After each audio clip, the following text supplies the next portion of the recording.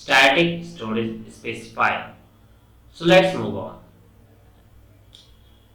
So as we have talked about the storage specifier and its type, now it's time to talk about the static storage specifier, which is a type of a storage specifier. So let's move on and see that storage specifier has been classified into four sections, and that is auto. Here you are seeing we have studied in the previous video about the auto storage specifier.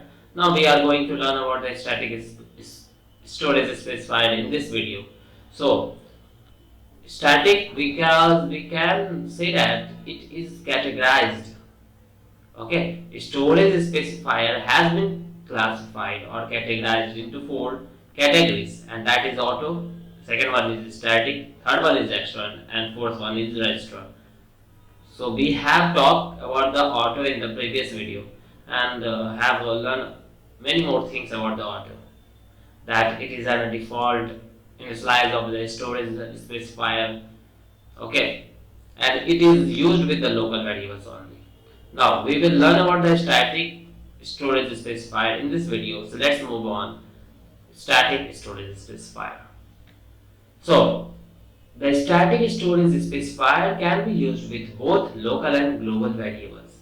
So this is so important point about the static storage specifier, and that is it can be used with both local and global variable also. So we can say that it can be used with the local as well as global variables.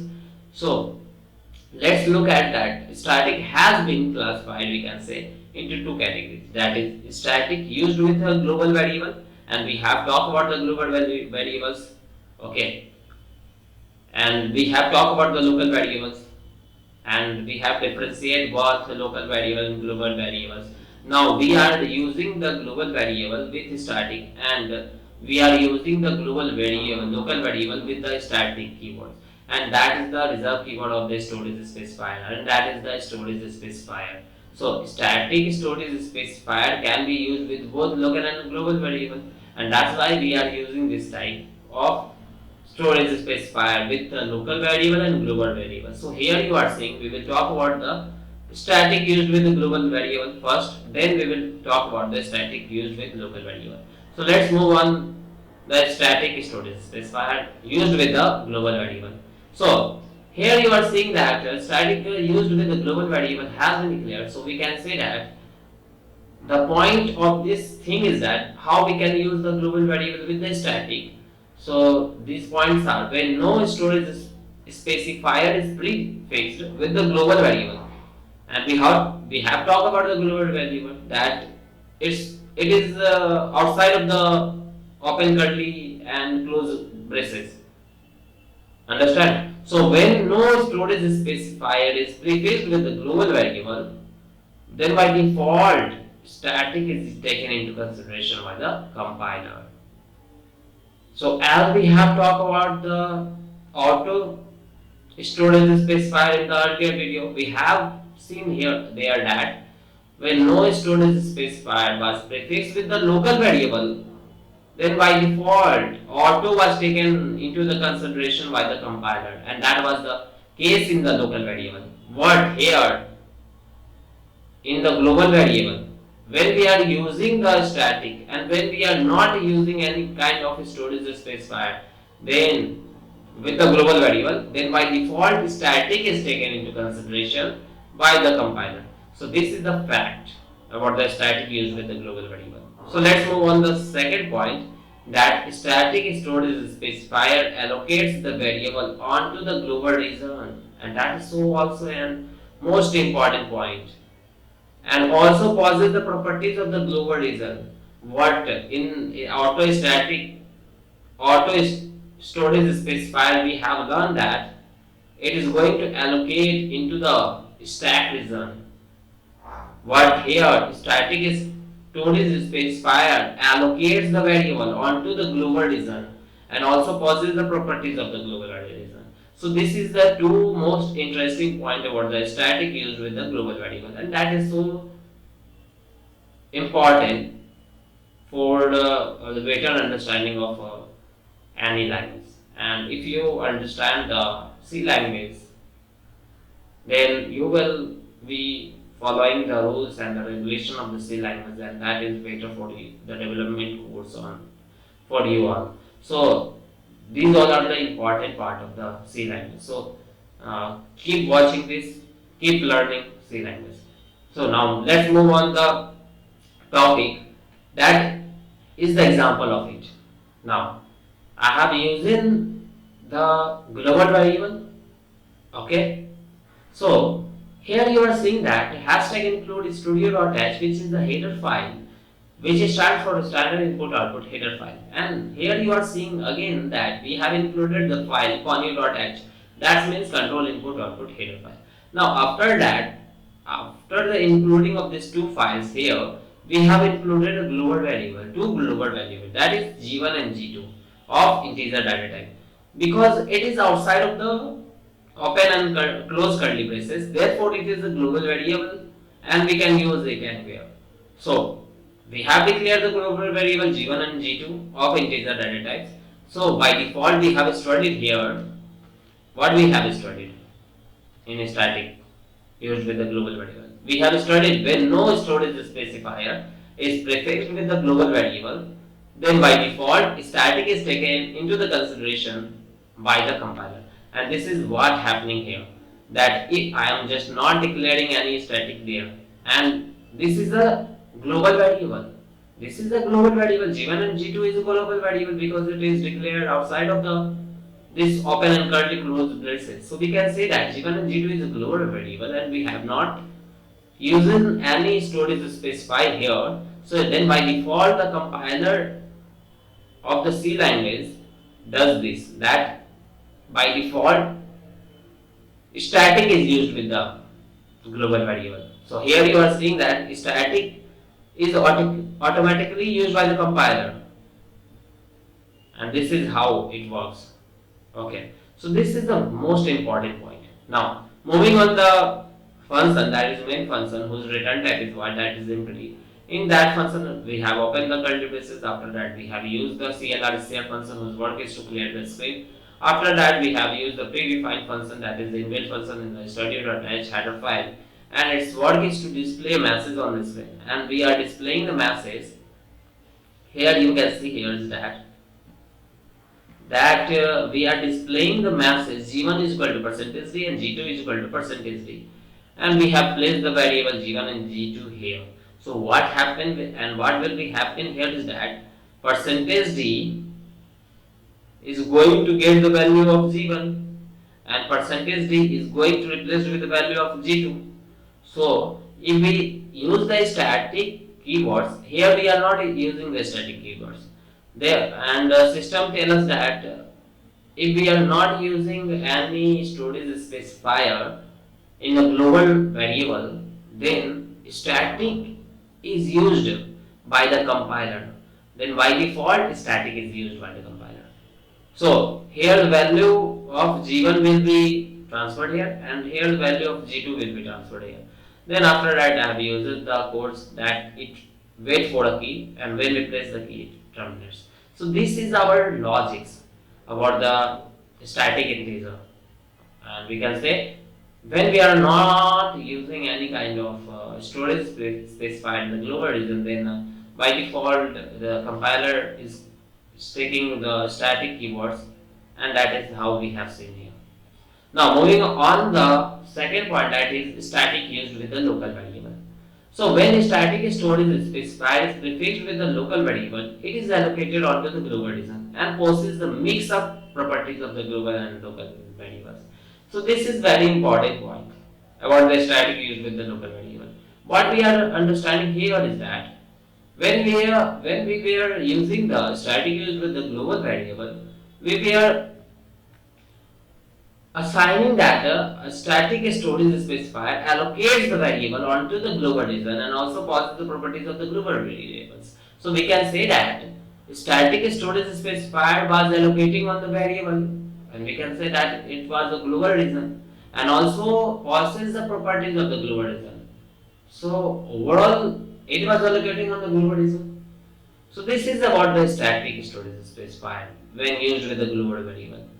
But if you see and compare with the global and local here, you will get that when static storage is specified, it's prefixed with the local variable, and you have seen about the local variable that the local variable is that variable which is declared within the open and closed curly braces, and this is the fact about the local variable. And we have also studied about the global variables, and that its work is to that it is declared outside of the open and closed curly braces. So this is the main difference between it. And also we have talked about these things. The very important section of this part is that static used with the local variable. We are considering that static used with the local variable. So when static storage is specified is prefixed with the local variable, I am again saying this, it is allocated onto the global region. It means a global region and possesses the mix-up properties of the local and global variables. So this is the fact about the static used with the local variable. Now, moving on the next point, that is static local variable are allocated to preserve the previous value of the variable during different functions. So this is so important point, that static local variable are allocated to preserve the previous value of the variable. Means it is preserving the previous value of the variable during different functions. So let's look at the example of it and properties of it. So properties of static local variables. We have studied about the properties of the local variable in the previous video. We have studied about the auto. We have studied about the, now we are just going to read about the properties of the static local variable. So let's look at these properties, that life period, default value and accessing. So these all are the properties of the static local variable.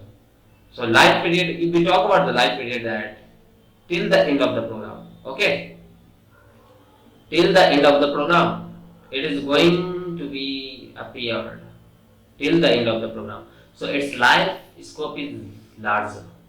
Okay, default value is 0. That when we not use any kind of storage specifier there, then the C compiler automatically get that value to 0, and that is the features of static local variable. And accessing point, we can say it is within the open and closed curly braces. The accessing should be within the open and curly closed braces, and that is what we have studied in the properties of local variables. So moving on the properties of it, we are moving about the examples of it now. So here you are seeing that we have a code of structure. You are seeing that program is written here, and we have used the hashtag include studio.h and hashtag include conio.h. This is a file. This is a header file.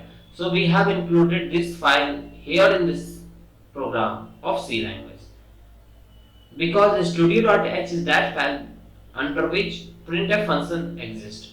Therefore, we must and need to apply these to header file. Now, after that, I have used the f1 function whose return type is void, and that is empty. So it is not going to return any value. Then after that, we are using the void main. Here we have declared about the main function and its data type. We can say return type is void, means in empty. After that, I have declared a value.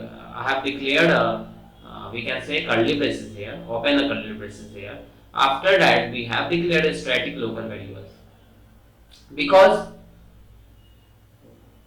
here you are seeing that this variable is within these curly braces, open and close curly braces, and we have studied here is that its accessing is within this curly braces, curly and close, open and close curly braces. So we can say that here we have used the storage specifier, and that is the static storage specifier.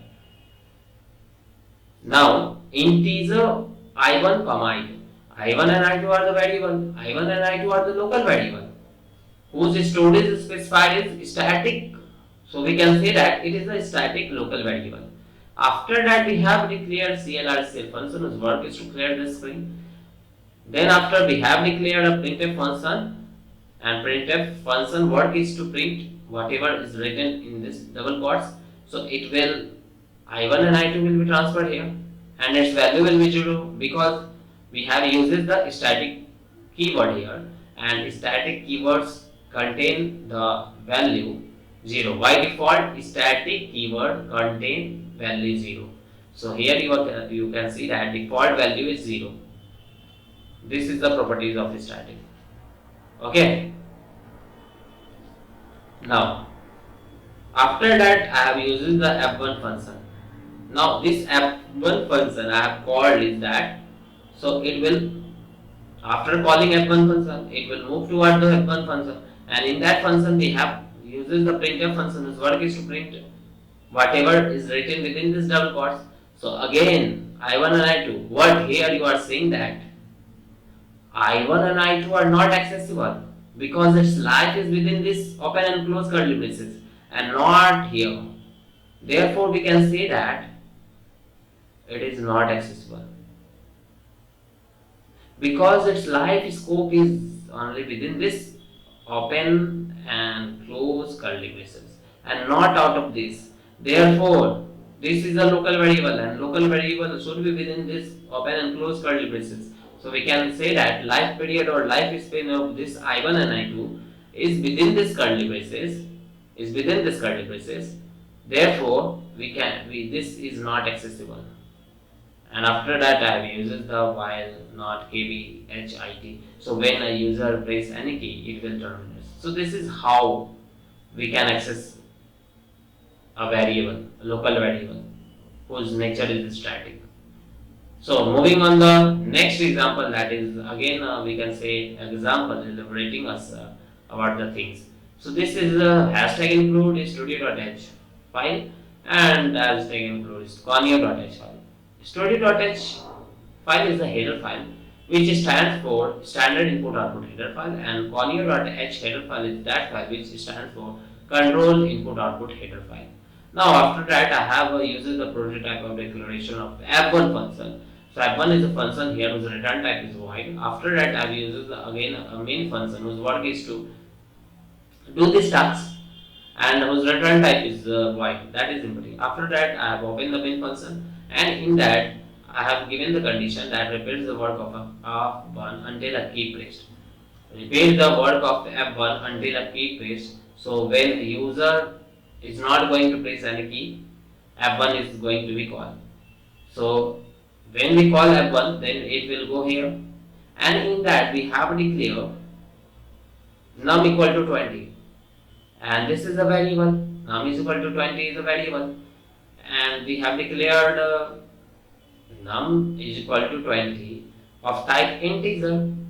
Now it is a local variable, and we have to talk about that when no storage specifier is used with the local variable, then auto storage specifier is there by default. So by default, auto storage specifier is used here, and that is auto local variable of num type. And after that we have uses the printf function whose work is to print whatever is written here. So whatever the value of num1, that will be transferred there. So here the value will be transferred, that is 20. After that I will use the printf function, that is //n. So after the new lines it will be a new line. Then I have uses the num plus plus, which is a postfix increment, and its work is to increment the value. So after this it will increment the value by 21. So num will become 21 here. So this is all about the examples of the auto and static storage specifier. So thanks for watching. धन्यवाद.